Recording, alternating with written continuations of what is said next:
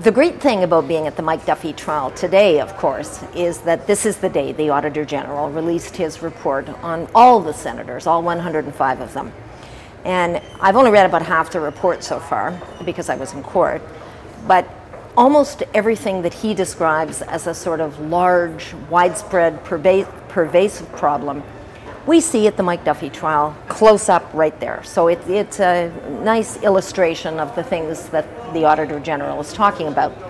For instance, his report mentions, a lack of oversight of expenses, a cavalier attitude towards public money. He doesn't call it cavalier, he just says not prudent, I think.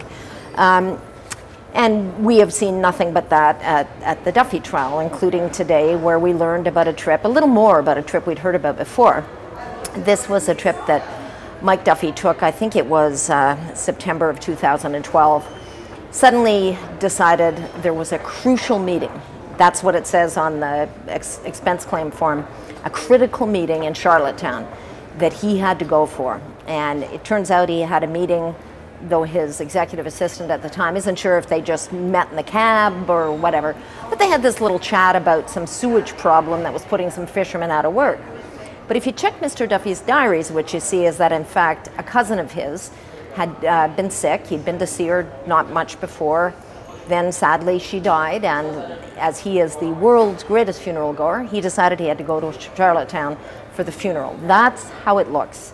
He had this one meeting maybe, but was it a critical matter with a city councillor about a problem that was already ongoing? I don't know, taxpayer can decide. Anyway, that's the interesting thing today. It would have been a fun day to be at the Senate too, to see all that, but we see it up close and personal at the Mike Duffy trial.